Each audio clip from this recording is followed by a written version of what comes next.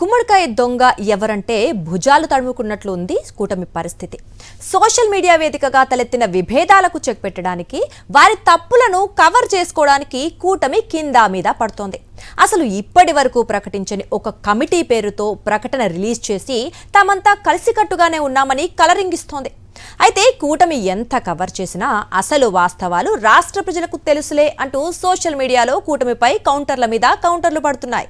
కూటమి శ్రేణుల మధ్య సోషల్ మీడియాలో పొలిటికల్ వార్. ప్రోటోకాల్ కేంద్రంగా పరస్పర విమర్శలు. లోకేష్ కు ఇచ్చిన ఎలివేషన్స్ పవన్ కు ఇవ్వడం లేదని జనసేన శ్రేణుల ఆగ్రహం. కాంట్రావర్సీని కవర్ చేసుకునేందుకు కూటమి పెద్దల డైవర్షన్ పాలిటిక్స్. కూటమిలో విభేదాలు తారాస్థాయికి చేరాయి.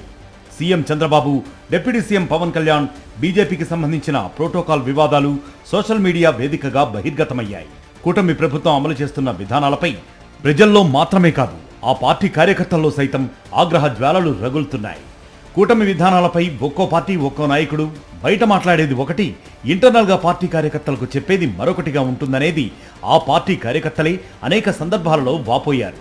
ప్రధానంగా పవన్ కళ్యాణ్ కి కూటమి ప్రభుత్వం ప్రాధాన్యత తగ్గిస్తోందని, ఉమ్మడి కార్యక్రమాల్లో పవన్ కళ్యాణ్ ఫోటో వేయడం లేదని జనసేన కేడర్ ఫైర్ అవుతోంది. కొన్ని చోట్ల టీడీపీ నేతలకు జనసేన నాయకులు ప్రయారిటీ ఇవ్వడం లేదని కొట్టుకున్న సందర్భాలు కూడా ఉన్నాయి. ఇదిలా ఉంటే ఆయా పార్టీల్లోనూ అంతర్గతంగా వార్ గట్టిగానే జరుగుతోంది. సోషల్ మీడియాలో జనసేన నేత పవన్ పై ఆ పార్టీ కోసం పనిచేసిన శ్రేణులే ప్రశ్నాస్త్రాలు సంధిస్తున్నాయి.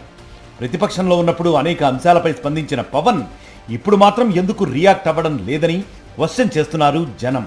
చంద్రబాబు చెప్పిన విధంగా నడుచుకుంటూ ప్రజా సమస్యలను పవన్ గాలికి వదిలేశాడని మండిపడుతున్నారు. అదే సందర్భంలో పవన్ కళ్యాణ్ కి కూటమిలో టీడీపీ నేతలు ప్రయారిటీ ఇవ్వడం లేదని, లోకేష్ కి ఇచ్చే ఎలివేషన్స్ ఇవ్వడం లేదని కూడా చర్చించుకుంటున్నారు.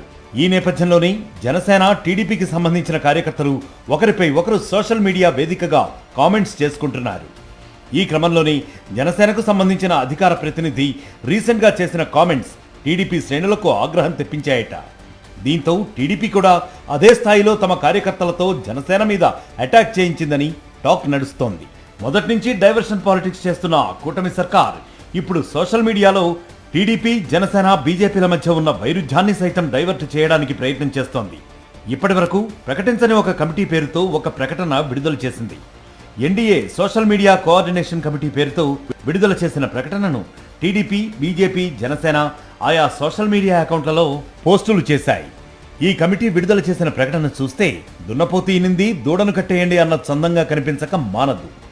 ఆ మూడు పార్టీలకు సంబంధించిన కార్యకర్తలు పరస్పరం విమర్శలు చేసుకుంటూ ఉంటే ఆ కామెంట్స్ ను ప్రతిపక్షంపై నెట్టే ప్రయత్నం చేస్తోంది కూటమి సర్కార్. ఫేక్ అకౌంట్లు క్రియేట్ చేసి ఫేక్ కంటెంట్ ని ప్రచారం చేసేది కూటమి పార్టీలే అని ప్రజలందరికీ తెలిసిన వాస్తవమే.